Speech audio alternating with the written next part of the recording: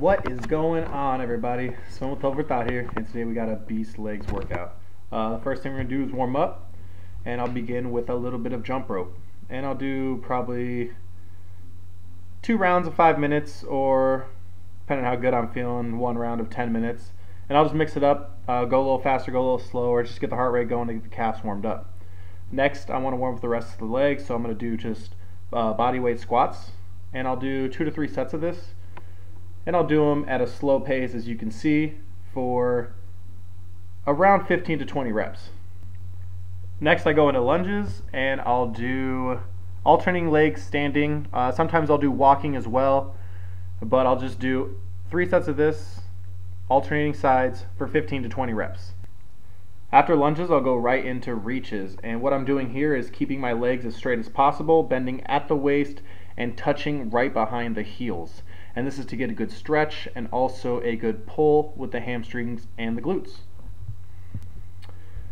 Followed by my box jumps. So I start with just the normal, the tallest one, and I'll do anywhere from 15 to 20 reps for the first set.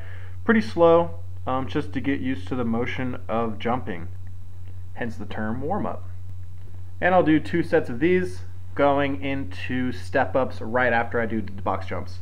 So pick a good height. I like to go chest at the knee, and then I'll step up, alternate legs as shown. As I come up, I try to really push my knee, I guess, to the sky, the knee that I'm bringing up. In this case, it would be the left knee. And after doing my 2 sets of that, I go into a little bit more of an aggressive box jump, I guess, trying to really push myself anywhere from 5 to 6 reps of whatever you think is good for you.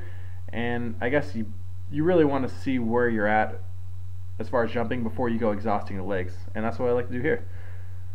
And after this, I like to do what I call monkey punches, and this is something I learned a long time ago when I was a kid. This really helps stretch out the adductors, which help you bring your knees together, and also the hamstrings. And this is a good warm-up movement, getting a good stretch and tension. So that's it for the warm-up, and now we're going to start the workout. So hopefully you guys don't see this as redundant or whatever, but I definitely want to show you guys everything that I do, not trying to show you that I do what the normal standard is, but what I actually do in the workouts. So I'll get the warm-up set, a set with 25s on each side, and a set with 45s, and then the final set will be with 25s again, somewhere around 8 to 12 reps for lunges. After lunges, I give myself 90 to 120 seconds worth of rest, and then I'm going right into these Sumo Deadlifts.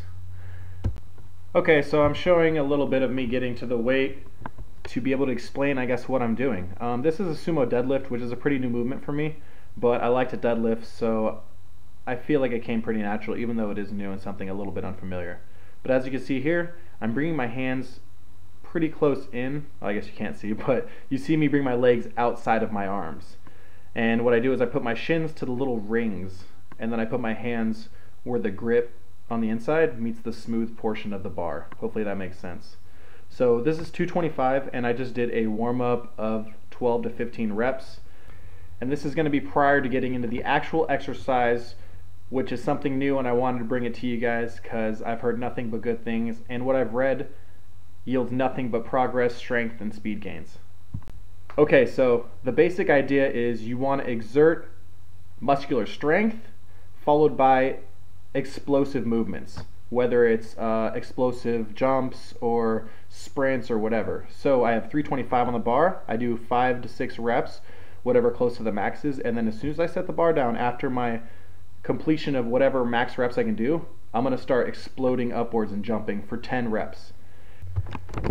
Most of the research that I have found was done by Professor Martin Gabala, and he's out of Canada, McMaster University.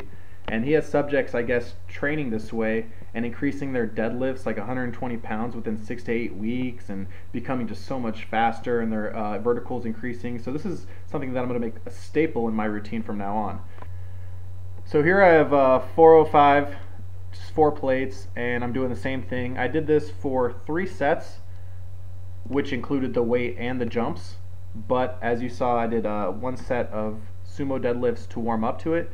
And then after this, I do 1 set of stiff leg deadlifts as my cool down for this exercise. Right now I'm still actually unsure of where I want to put this in my workout. I did it first, that way I could I could yield the most effort for this workout. And I guess the way I was thinking about setting this one up was I wanted to do whatever exercises I needed the most muscles for in the beginning and close it out at the end with, I don't want to say the easier movements, but the movements that require less muscle and less coordination. Alright, now we go into squats. I start off with 135. I feel pretty warm already, so I'm not worried about doing anything less than this. I'll go just a normal 8 to 12 rep range for squats because I have been doing body squats and also explosive jumping at other times. So here I got 185 on the bar, and the same thing, I'll go 8 to 12 reps, and as you can see I like to go all the way down, and I try to keep good form, generally straight. And for me, this is one of my favorite movements now, seeing as I don't have a torn ACL anymore. So I will do same thing, 8 to 12 reps with the 185 on there, and then I do a third set of 225. So 2 plates on each side, and I will do somewhere from 6 to 8. I think I was able to get 7 or 8 here. I was kind of struggling a little bit. I had a rough warm up, and those deadlifts really took it out of me, so I'm still trying to figure out the order, but I think I might keep it like this. I enjoy the challenge.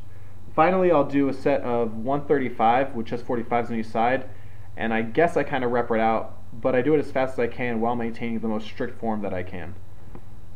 After that, I'll go into a little bit of isolation movements. So we have hamstring curls here, and I'll do 145 first, and as you can see I bumped right there to 245s on each side, and I'm still doing the same thing, 8 to 12 rep range at a moderate pace. For my isolation exercises, I try to keep it pretty slow and controlled.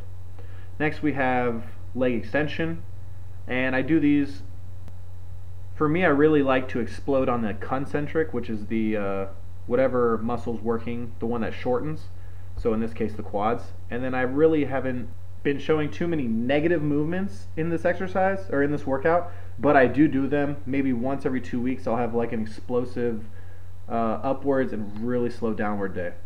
Next we're going to go into calves, and I do the seated calf raise first, targeting the soleus and not the gastroc, 3 sets for 15 to 20 reps for each set. Next we'll go into standing calf raise. You can do these either on the leg press or on this machine right here. I actually usually prefer the leg press, but it was taken up, so you do what you do, right? Same thing, 15 to 20 reps for 3 sets.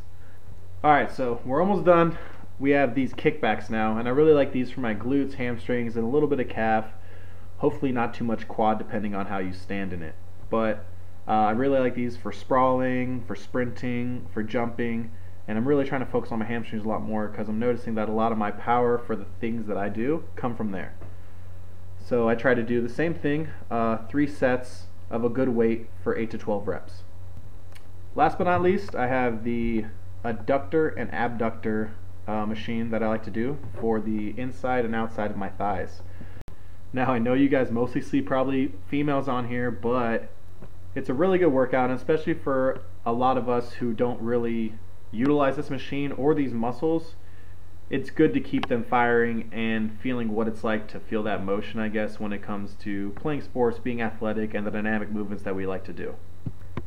After all my workouts, I like to stretch, stay flexible, and I've seen this helps me keep strength and endurance.